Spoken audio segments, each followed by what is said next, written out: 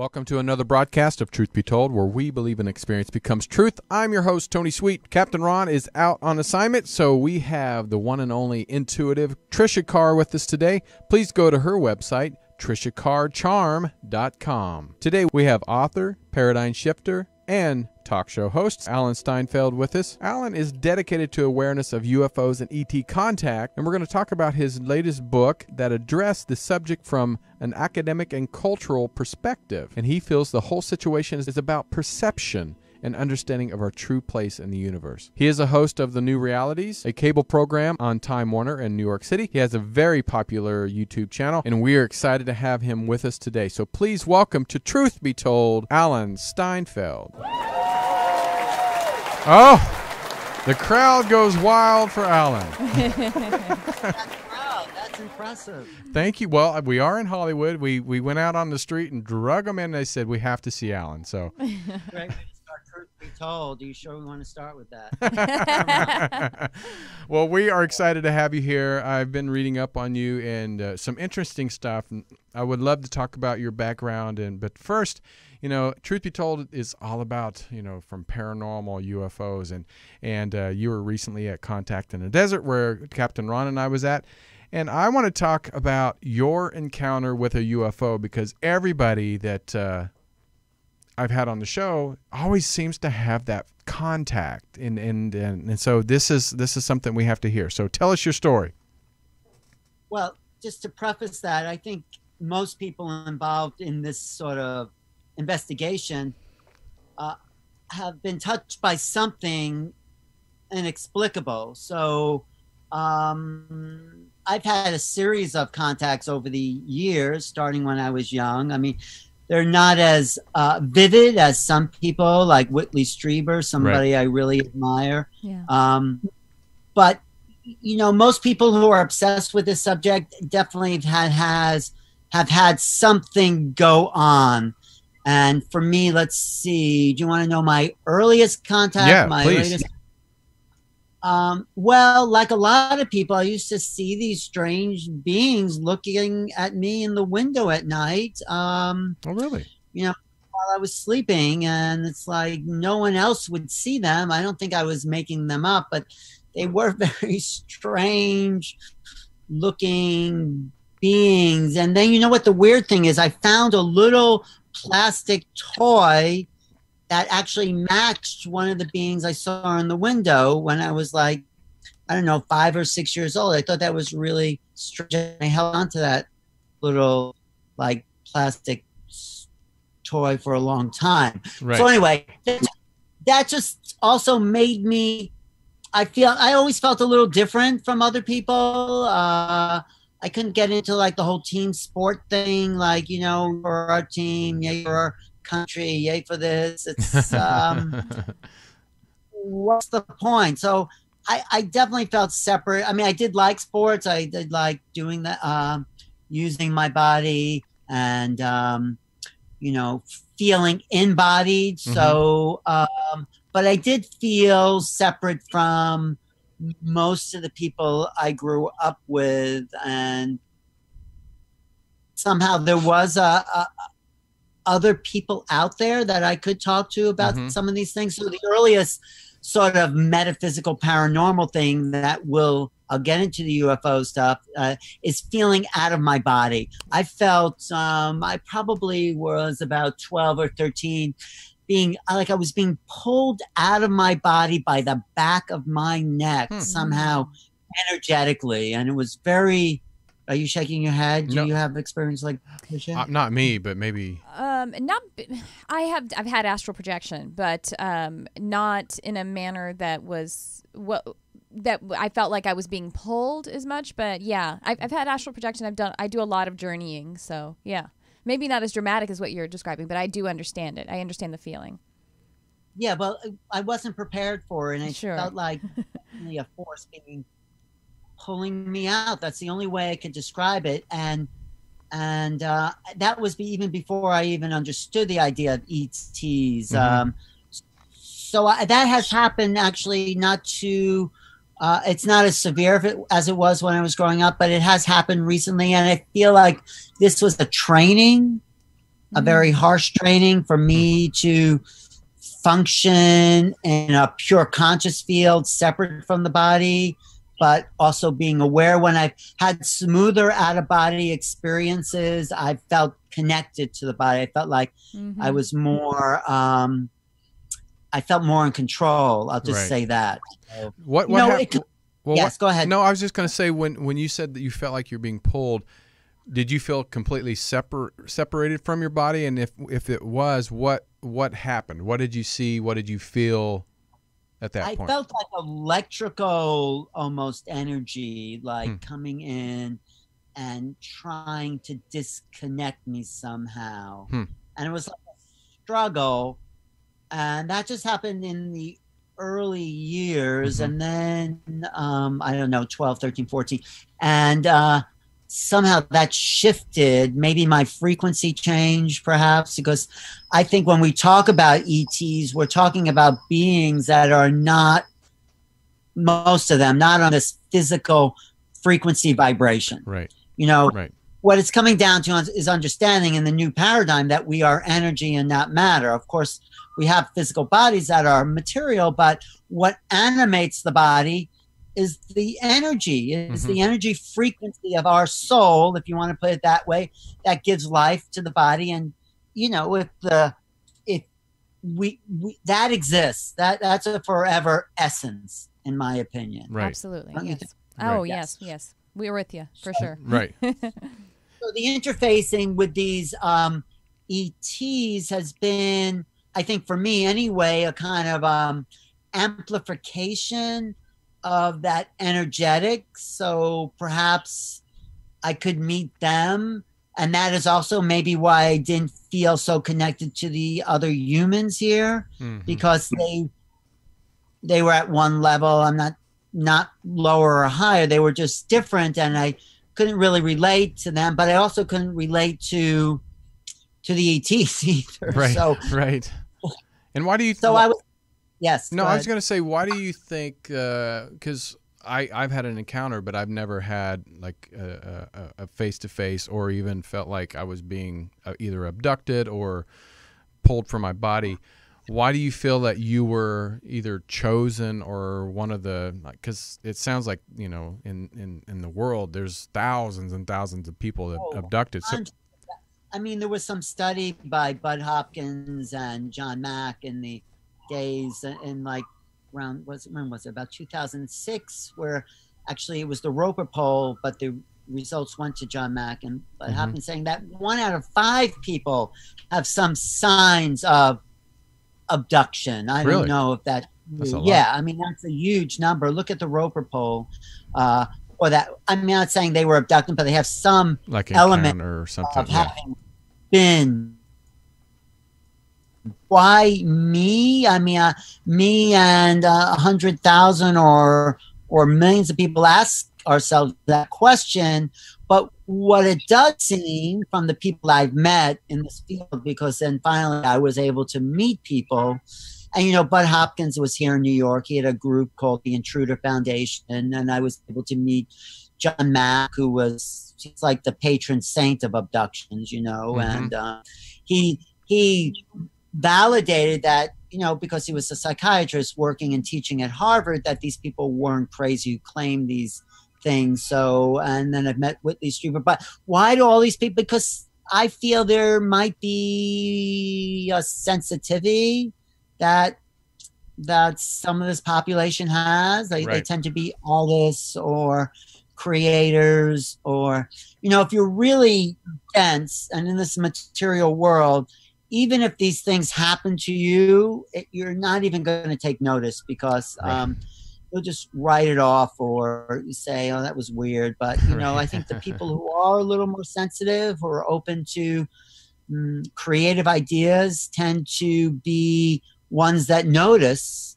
these types of situations. So maybe it's more that. Maybe 1 out of 2 people are abducted, and it's only the people that are aware of this this activity can bring it into this sort of in between reality, because it's not really of this reality. Right. That's that book you mentioned, and I'm writing it.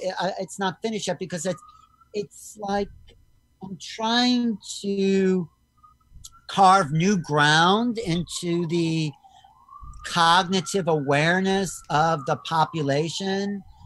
Because, I mean, of course, people have talked about abductions and ETs, but I'm trying to say that this is a shift in how we relate to reality in general. Yes. I mean, other people have said that too, but I'm trying to demonstrate that in a way where other people can start to open up their cognitive facilities to realize that.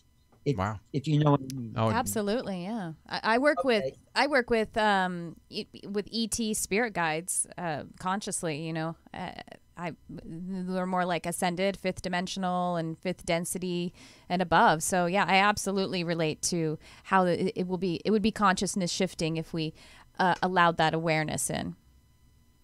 That we have benevolent. There are benevolent, more ascended, higher vibrational ETs or other planetary ultra dimensionals, extra dimensionals that are interested in helping us. So yeah, I have that perspective and understanding, definitely. But the only reason you have that is because you've opened up a facility in your brain and your awareness to have that kind of contact. Right. So how did you? Yeah. So what was? I mean, I don't want to interview you. That's okay. What was your process in doing that? Because that's what I'm trying to communicate, that process of showing the facilities of consciousness. It's like having in different software. Wow, I didn't know I had that on my computer. So how did you open up the software that you had to make that contact? My software, it's really interesting. You might find this really interesting. So my spiritual journey actually starts from when I was a kid and I was in the Christian church, the religion, and I actually had a lot of spiritual growth when I was in the church, but at some point the religious aspect of it that I didn't realize I was religious as well, but it started to be inhibiting. So then I left the church because it was not fostering spiritual growth. It was hurting my heart, all the ego stuff. But while I was there, this was not something that was taught in the church, but in my own study and my own devotion and my own prayer, which was really very much meditation, I actually even saw in like the Bible, Jesus' words saying, I have other sheep and they are not of this pen. And I read that one day and I was like, he's talking about other planets. He's saying that my Father's house has many mansions. And I was like, oh, that means not just Earth. That means that this consciousness isn't only about these beings. So when I was 15, that actually dawned on me. Wow, in the middle.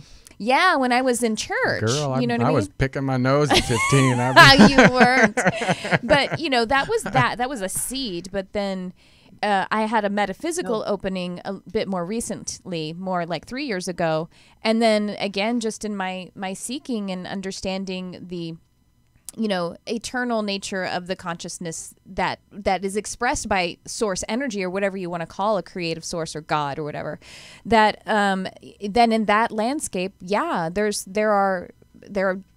was open to it. If there are angels and if there are departed humans whose essences or consciousnesses are benevolent in helping us, so then it just is logical. I can actually use my linear mind to say it's logical that there are all sorts of benevolent and malevolent, ETs or other planetary and extra-dimensional types of consciousnesses. Well, thank you for sharing that. Yeah. Absolutely. Yeah. And just to add to that, this is just my research. What makes the ETs a little different is that they're so weird. And they feel so different energetically, connecting with them. For people like me that have never felt the ET energy, what does that feel like? They're just always different. I mean, of course, every consciousness you connect with is different feeling, but the texture of the energy of angels versus archangels versus departed loved ones versus ascended masters versus ETs. I can usually tell when it's an ET just because I can't put it in any other And it doesn't mean that it's negative either. Always, it's weird, but negative. My dial is not tuned in for anybody negative. Get out of here. I don't have any time for you. Okay. I have authority. I have sovereignty in what I'm experiencing. Right. I have no issue. The only time I've been approached by something that wasn't completely benevolent, it was laughable. Okay. What about you, Alan? What was? No, but what was that last thing? It was what? Laughable? It was laughable. Yeah. It was laughable when I had some tricksters kind of try to step to me, and I was like, get out. Please. But Tony, your question is really good. It's weird, but it's not necessarily bad. But the thing I was going to say about the ETs, or at least the grays, mm-hmm. I mean, that's different than the angelic realm. You can feel the heart, the love, the the good feelings when you meet those angelic realm. When you meet, I think I've met, there's none of that. I mean, I didn't feel any of that. It's like, it's creepy. Mm-hmm. It's weird. It's eerie. It's like going to like a horror movie, Mm-hmm. and that doesn't mean they're bad. It just means that where they're coming from consciously in their conscious field is so different than the human field. Right. It's like, and that's why I'm talking about abductions more. That's why most people don't stay conscious. Most people, even the most lucid of abductees, people like Whitley Strieber, there's always a point where they are out. Mm-hmm. They just lose all sense of awareness because of this distortion. Like, it's like this. Have you ever been around like great masters, great teachers? You feel uplifted, right? Yeah. Mm-hmm. Have you been around strange people? You pick up their vibe. Right. True. Well, the ET vibe, the only way I can compare is like a really creepy horror movie, like those dagger, chainsaw movies where it's like you're just about to freak out because everything. That's sort of the vibe of the ET, and not on purpose. Just they're just made that way. They're just vibrating, and this is what I think as contemporary civilization we have to come to terms with, that these energies are so different. And I think if we can accept that and not go into fear, we'll be able to come to equal terms. They're not purposely weird. They're just my theory is because of the sun that we are under creates a conscious field that's how you can look at animals and relate to them. Even beings within our solar system have the same solar consciousness. But when you meet a being from another star system, the frequency of their conscious awareness is different, and it distorts our reality. That's the only way I can sort of describe it. And this is what, if we're going to meet these galactic races, this is what we're going to have to come to terms with. We're going to have to overcome the fears and this reaction we have to something different, something feeling different. We have to become masters of awareness. This is the training I think we're going through now as a civilization. Yes, people like Trisha there are training their consciousness to start to facilitate these other realities. But imagine on a global scale, we're not just talking about immigration here and people being different. That's like not even a dress rehearsal. But that's symptomatic of the fear humanity has of the other. Yes. So if once we get through this, little glitch we have about being afraid of each other because they're from someplace else or they look different, then I think we'll be ready to really encounter the bigger confrontation here, which are beings that don't even think or feel, look, or behave. Another one of the most freakiest things about the ETs that I've been studying and counting, that they have none of the emotionality that we have. You look at someone, and you can see by their facial expression, oh yeah, I know what she's feeling pretty much. I know what you're feeling. You're both, because we have these mirror neurons that actually start functioning hours after we're born. Your mother smiles at you when you're 3 hours old, you smile back. It's a reflex. And because of that mirror neurons, we know how other people are feeling. Right. We can read the social landscape because you look at everyone and go, yeah, I felt that. I know that. And we just mirroring. But when you meet these things, it's a total blank expression. There's no capacity on our part to mirror because they're not feeling, at least the ones I met, the way we feel. And you know what happens when we meet beings that we can't relate to?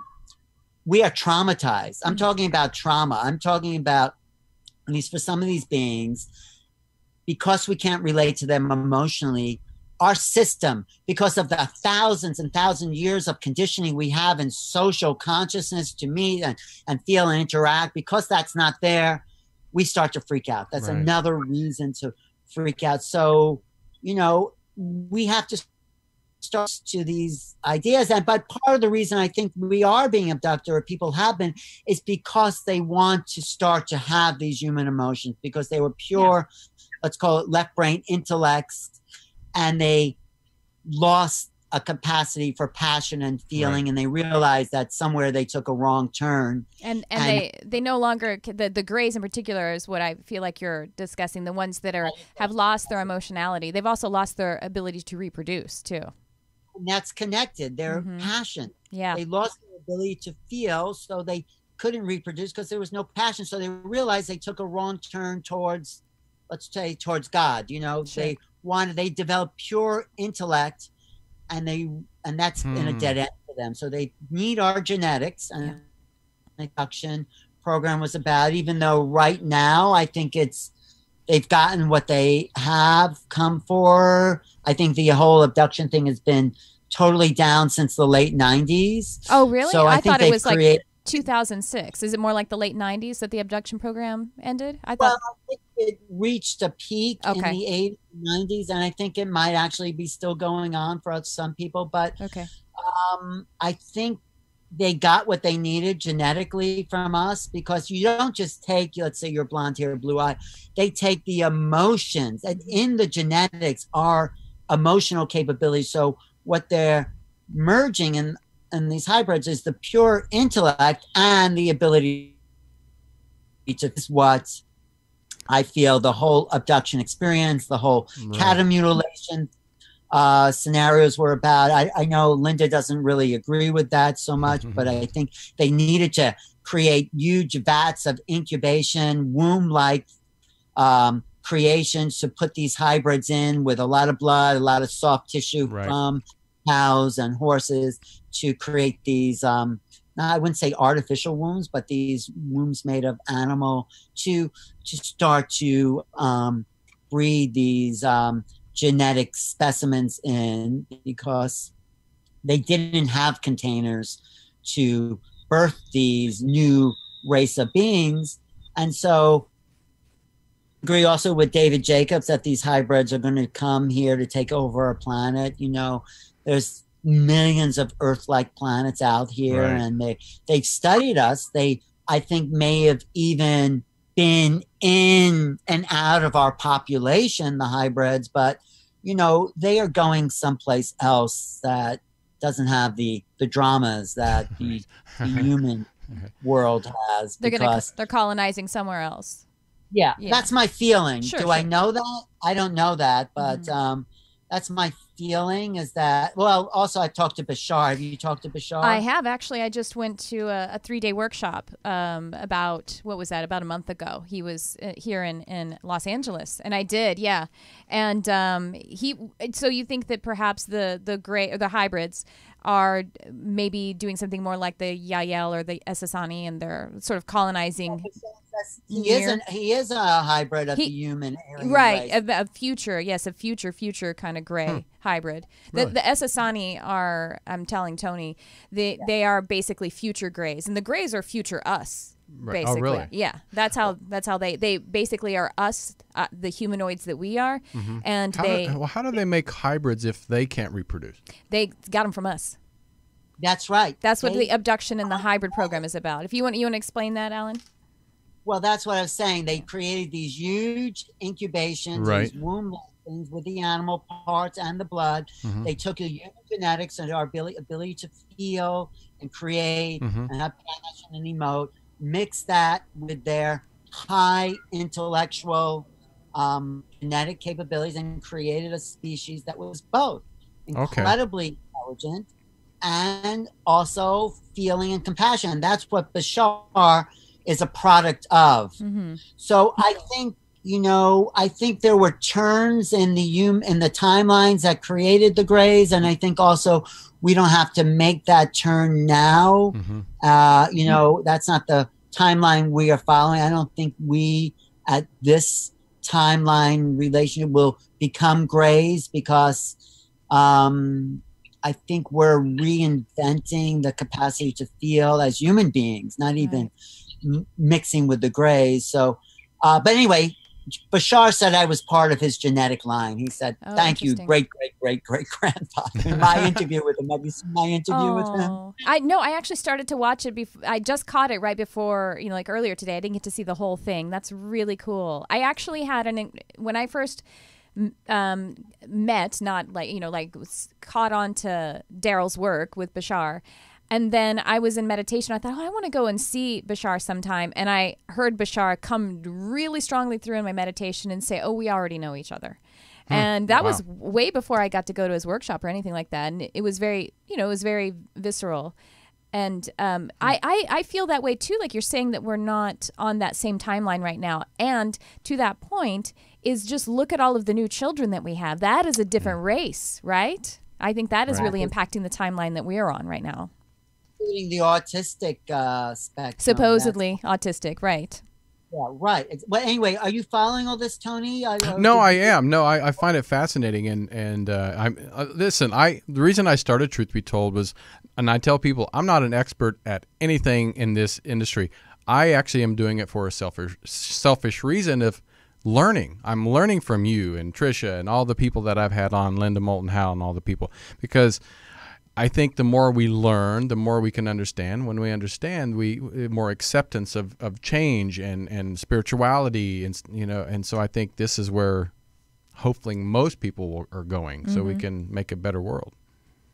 Well, definitely, I think we're at a really critical point in our history. We are blossoming, if we are allowed to open up, like Tricia there, the greater facilities of her mind, of her software, to start to tune into these other realities and imagine a whole planet that functioned on that level. Yeah. Right? Absolutely. So what would that look like? I want to ask, because I was going to ask this earlier about when it comes to religion and spirituality. Do you feel that the extraterrestrials kind of began our religion, not necessarily religion as a term, but as the spirituality, and then when human minds interpreted it and took over, it became more of a power than a spirituality. And now that's why we're so closed, because there's so many rules when it comes to religion, and where spirituality is all about freedom and acceptance. I mean, do you feel that spirituality was the beginning of our religion through extraterrestrials? Well, I don't. Well, I think even before religion, I think I'm not sure who they were. Some people call them the Anunnaki. Yeah, the Anunnaki, exactly. There was a genetic upgrade with the evolving primates. Right. And we were infused with this divine essence, so we are part animal and part divine. Right. I mean, and I think that was a huge leap in the human race. I mean, the word man, we're spirit men and women.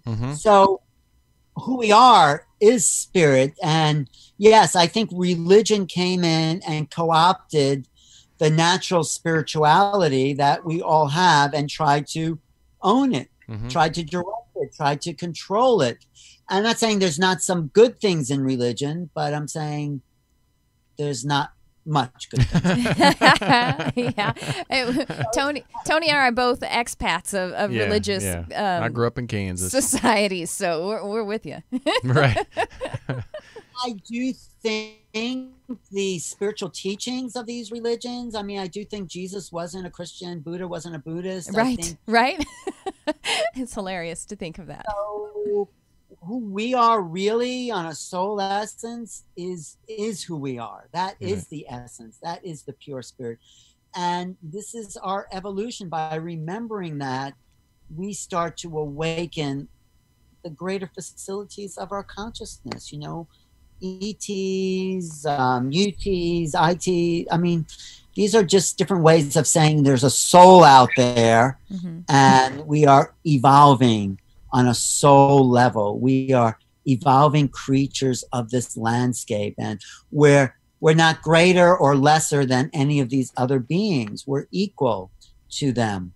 We're here because we are, but something is evolving, something's changing in our human destiny, and that's where we're at in a really, really exciting way. You know, where I keep coming back to, it's the software, it's the ability to have more online than we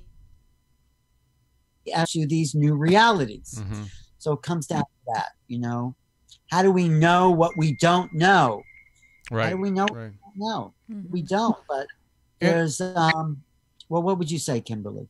Trisha. But that's so funny. That is my sister's name. Oh my God. I have 4 sisters. And the last guy kept calling you Trina.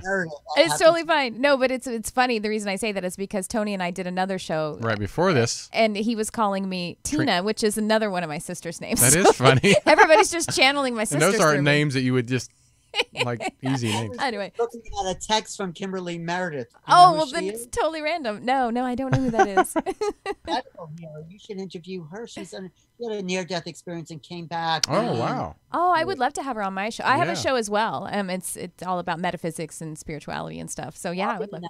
Too, so anything you want. Great.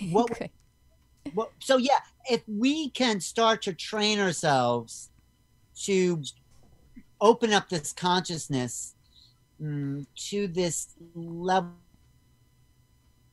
These are radio receivers, right? Yes. If a radio man can receive something, 100 miles away, this is the most sophisticated piece of machinery in the universe. We could pick up thought forms and consciousnesses millions of miles away, billions of miles away.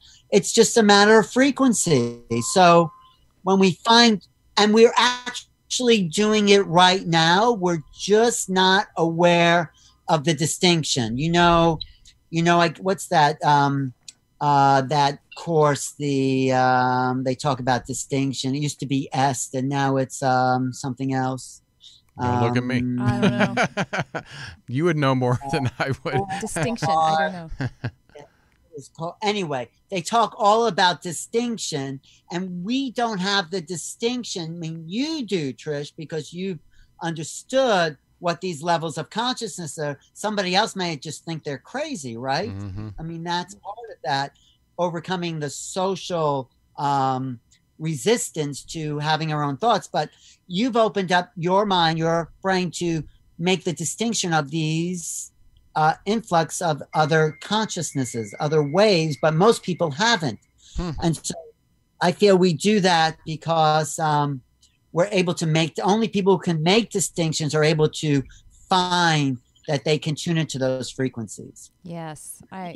Like, you ever go to like a wine tasting, and everyone tastes the same wine, right? So we're all getting the same thoughts, but the Salmari, the guy or the woman who was the expert in wine tasting. So you taste the wine and it tastes like wine. You say, great, okay. And then they say, did you taste the woody flavor? Did you taste like the that would the be me fruity? like, it tastes like wine. Most of the time you can, once it's pointed out. So I'm saying, once the distinction is made, then you can recognize it. You see, you can't recognize something you haven't cognized. And that's really my focus in dealing with the ET issue.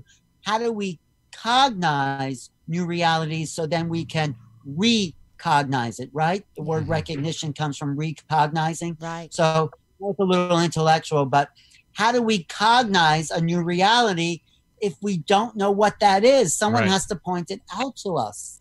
So this is how we're going to make this inner contact. Yes, I think this is what the ETs are really waiting for. And yes, of course they could land and be public, but we need to be trained in this telepathic, empathic level of being in order to truly make contact, because that's where contact is made. Yes. I want to ask both of you actually this. I know in one of the lines I read that that human beings are trying to understand their true place in the universe. And if we're talking about the Anunnaki who kind of combine DNA to create us, the human beings, human race. How do we find our place in the universe if we kind of are either an experiment or a creation from other beings? Personally, there. Well, I'm sorry. What was it? I think you're taking it too personally. Of course I am, but I'm just trying to figure out. It's like, how do we find our place in the universe if we were an experiment? I mean, what is our purpose? Oh, okay. You're the guest, though. Why don't you answer it? I have an answer, too. Because I think it's not about any of that stuff on a soul level, right? On a spirit level, we're all the same. There is no place in the universe it's every place. There's no place. Right. Yeah. Your soul and spirit is equal to any of these really high, advanced, intellectual, brilliant ETs. A soul is a soul. Yeah. Exactly. And we may actually be more of a soul than they are, because we have been in this emotionality of development. And so that's the place. It's not about being from a planet or a star. I mean, everyone likes to say, oh, they're from the Pleiades or Sirius or Orion. Right, I hear that. I say, doesn't matter. Yeah. Right? Yeah. It doesn't matter. It's like saying you're from, New Jersey. Right. And I was going to say also that, so you say we were an experiment or something like that. Well, I mean, when people talk about it, seems Sure. like we're a DNA experiment. Yeah, but so let's say if that were true, we were an experiment. That doesn't matter. Whatever that energy was, we are this now. We are vibrating at a true, real level of complete, expressions of divine. So it doesn't matter what an initial intention was, because the intention now we are vibrating at it, which is being. It's kind of like a one-night stand creating a baby. Yeah, there you go. Good point. Yeah, they weren't planning it, but now this is a baby. No, but let me just add to that, because it's more than just a one-night stand. It's an ongoing relationship. Because Right. it's all a one-night stand. And wherever it's ongoing creation, it's all like that. It's all an experiment of the evolving natural world. Even for the Anunnaki, how did they get there? True. Boom. And it really comes from consciousness first. Consciousness decided to create a more perfected body than just the evolving primates here. It's like you can only be so conscious in a animal body because they don't have the facilities of brain capacity. Like you can only fit so much hardware into one of those old early Mac computers. If you don't have the facility, you're not going to be able to do the advanced, work. But as we upgrade our system, as we interbreed, as we kind of get more sophisticated, we can embody more of the divine soul aspect. And that was really the purpose for that experiment. It wasn't just a curiosity. It was to be embodied as divine beings. Why? And this is, anytime you say UFOs or extraterrestrials, people ask this. Okay, our governments, leaders and of all nations, they know they're there. They've, they've even said, oh, they've been in contact with it. They've talked to them. They maybe have treaties. We've heard it all.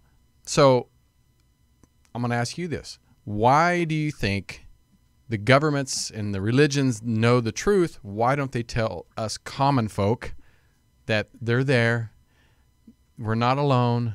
Why do you think that they're not telling us? Why do you think, is it something that, is it going to take away their power? Is it going to take away the religion? What do you think your theory is on that? I think it will be the most historic moment in human civilization when we formally meet the others. Right. Of course. Will redefine us. And it's something that religion isn't prepared for, government's not prepared for. I mean, supposedly, and I don't know what's true and what's not true, Eisenhower met these ETs. They said, give us technology and we'll let you abduct some people. I mean, is that something the government wants to admit? That they said, sure, use our people as experiments for your genetic purposes. So, but Richard Dolan has written a whole book about that, and I think he makes some great points after disclosure. But I think what it really comes down to is greed, and this was in the movie Thrive, because if these ETs are getting here, they're not filling up their gas tank. They have a technology that will, even beyond ETs themselves, having their technology will change our world in ways that we can't comprehend, because everything will be upgraded.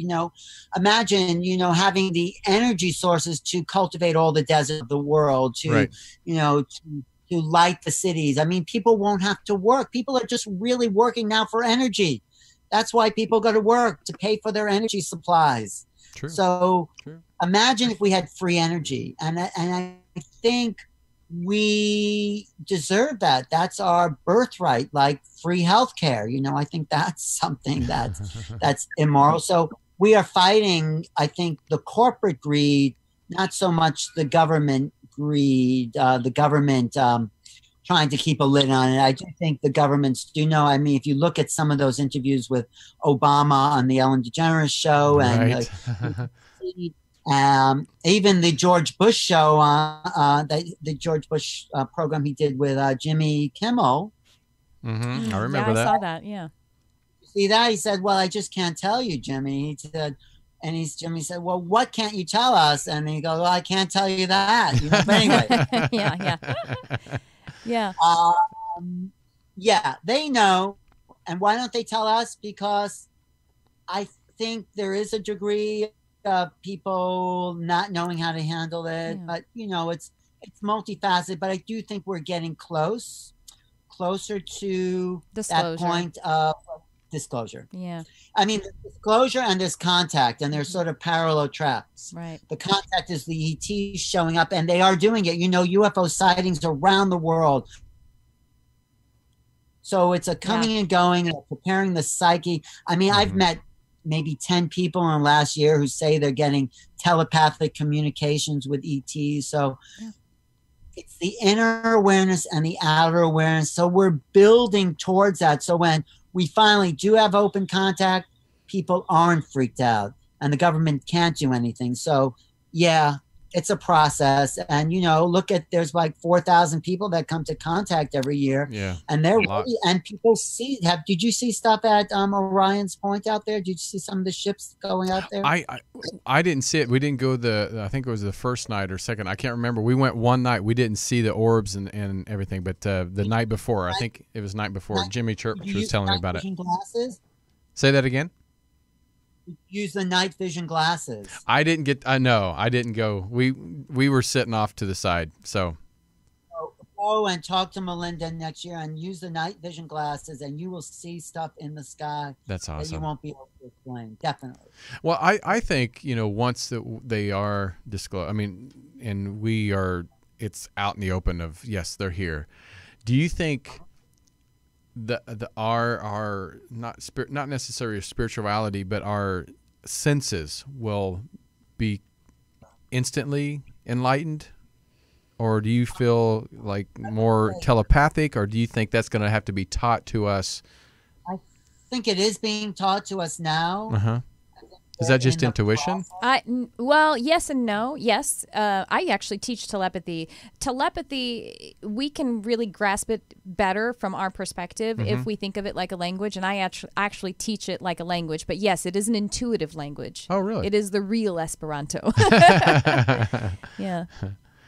Well, we have about 4 minutes left, and Alan, you're fascinating. You're going to have to come back again. Yeah, I want you on my show too. Yes. your show. I'm free and available to do that. So yeah, because I want to talk to you too about developing those psychic awarenesses. Oh, and wow. Yeah. the Oh, yeah, way. I'd love it. Absolutely. Because I think we need to start to open up the capacity of our awareness. This is the evolution. So your question is, will it just all of a sudden happen? We're working towards this. These programs that we're doing, Trish, me, you, we're building a foundation of awareness, of consciousness. You know, consciousness is the pop word of the day, you know, and I think the human race, like you're saying with the new children, are changing. They're already aware in different ways, and the rest of us are catching up to that. So when there's a quantum shift in the field of awareness, that is what I think they're waiting for. Yeah. Maybe 2020, you know, we will all see 2020. That's sort of the clear vision. That would be nice. That'd be nice. I'm hoping, and I pray that it's in my lifetime. Yeah. I really It do. Yeah. Already in your lifetime. It's already happened to you, Tony. Right. You just don't remember. You're Well, no, one of us. Listen. I remember as a kid. I did see a UFO. In fact, my mom, my sisters, and my brother and I asked my mother the other night. We hadn't talked about it in years, and I said, "Mom, do you remember seeing the UFO?" And she said, "Oh, of course." She goes, and she told me was funny. She says, "Your sisters were screaming to get out of there. You were going, I want to go with them. I want to go with them." Oh, that's so cute. I was like 8 love years it. old going, I want to go with them. I want to go with them. Oh. And I was You know, like, Bud Hopkins used to meet people like your story, and he would regress them, and they actually were taken with them. If you Oh, were really? regressed, Ooh. you may that'd be fun. have because that does usually happen. That's why people don't talk about it, because there's something in their subconscious that they don't want to connect with. So I would say chances are you may have been abducted there. You've already been with them. Yes. That would be great. You need to get a regressor on here, and then you can I would love get that. regressed. I Yeah, would love that'd be that. great. Well, Alan, Go back.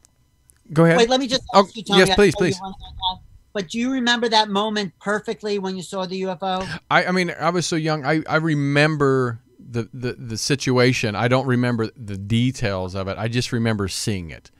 It was All right, that's what we're going to take you back to. yeah. I mean, that, and my mom, she remembers it like it was yesterday, and she even said there was another time that we actually saw a disc landed out in a field, and she says, Looking more and more like an abduction scenario. yeah, That's cool.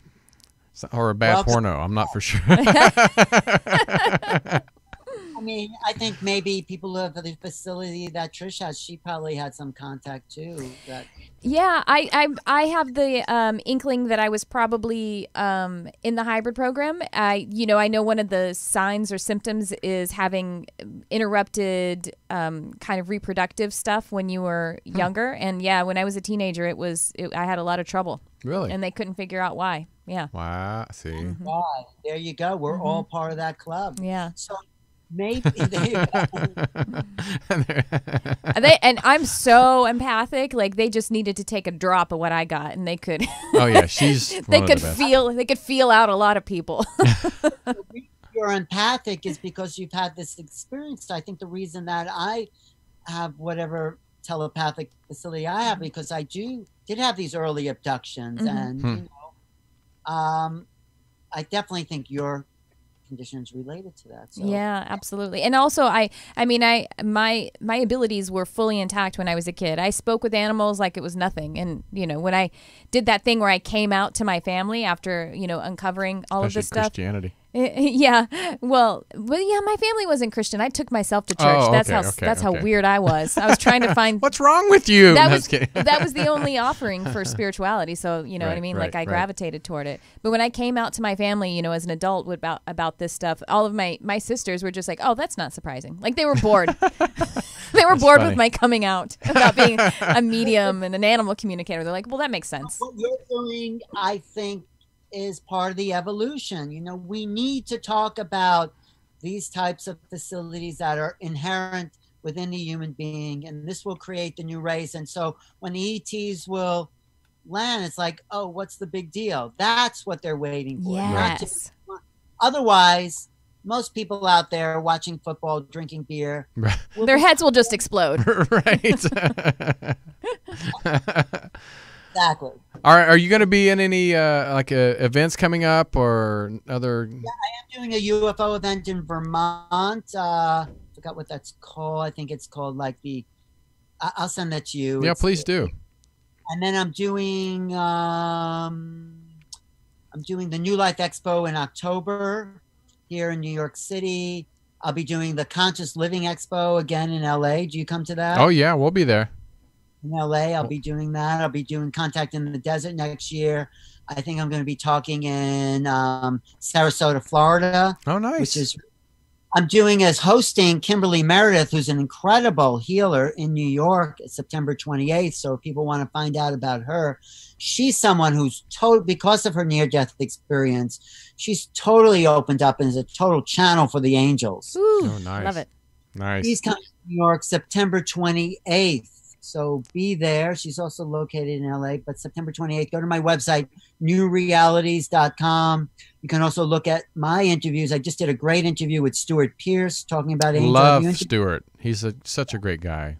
And his voice, that English voice. Yeah, I did a great interview with him. I'm also doing some stuff with Deepak Chopra, Marianne Williamson. Love Although what? No, she loves. I just love them all. They're just my everything. Although I did ask Deepak about ETs, he said, "Oh, what's here is everywhere," and but he someone who's so smart and brilliant and such a communicator wasn't willing in a way to step into that world. That's surprising. Because he said to me, "No, I can't. I'm writing books with Stephen Hawking. I can't do this. I can't." Anyway, He's like, I got enough on my plate. Right. No, I just don't think he's. I mean, he's brilliant and he's a great guy, but he's. You have to have some connection. This is what I'm meeting. Either you got it or you don't. Either you're open to it or people think you're crazy. Right. No, that's true. It's like that's the world. We're divided into. You actually have a sighting, and it's like talking to Patricia Katai from the Phoenix Lights. Have you interviewed her? No, I want to interview her. That sounds good. She was a physician in 1997. Right. She saw the Phoenix Lights over Phoenix. It totally changed the world. She wasn't into any of this stuff at all, and boom, she becomes obsessed with this. Mm-hmm. Actually, that's what you find in Contact in the Desert. People are obsessed with this because they've had some sort of experience. It could have just been a sighting, but it leaves an impact. And they don't want to feel alone. What's that? No, that they want answers and they don't want to feel alone. That's why they come to be around other people. Something about that cognitive awareness changes you forever. That's why you never forget this. That's why if you have dreams, you never forget those dreams about ETs, because it impacts our mind in a deep way that's beyond our social humanity. Right. It wakes something up on a spirit level almost that changes us. It's the shaman's journey, you could say, is meeting the ET other. And that's the adventure we're all going to be on sooner or later, as soon as our planet wakes up. So wake up. Wake up. Alan, the crowd goes wild. You must come back. Will you promise to come back? Okay. And come back anytime.